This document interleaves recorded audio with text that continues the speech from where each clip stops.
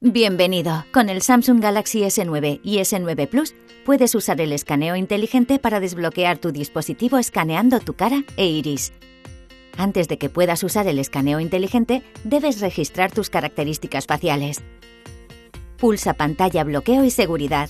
Y luego, escaneo inteligente. Desbloquea la pantalla usando el método de bloqueo de pantalla predeterminado. Si aún no tienes uno, crea uno. Cuidado de no olvidar su patrón, PIN o contraseña. Lee las instrucciones en pantalla y toca Continuar. Al analizar ambos, iris y cara en conjunto, el escaneo inteligente proporciona una mayor facilidad de uso y seguridad, incluso en condiciones de poca o mucha luz. Por ejemplo, en situaciones en las que no se puede reconocer el rostro porque no haya suficiente luz durante el atardecer o porque llevas una máscara. Entonces, la información del iris será utilizada. Mientras que, si el iris no se puede reconocer debido a un entorno con mucha luz, la información de la cara se utilizará adicionalmente. Después de finalizar el proceso de registro, puedes desbloquear tu dispositivo con tus características faciales.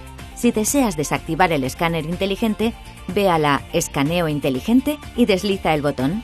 Si cambias el método de bloqueo de pantalla a deslizar o ninguno, que no son seguros, todos tus datos biométricos serán eliminados. Si deseas usar tus datos biométricos en aplicaciones o funciones, como Samsung Pass y Samsung Pay, deberás registrar tus datos biométricos de nuevo. Esperamos que hayas disfrutado con este vídeo sobre cómo utilizar tu Samsung Galaxy S9 o S9 Plus. Disfruta de nuestros otros vídeos o visita la comunidad Samsung para obtener más información sobre todos tus productos Samsung.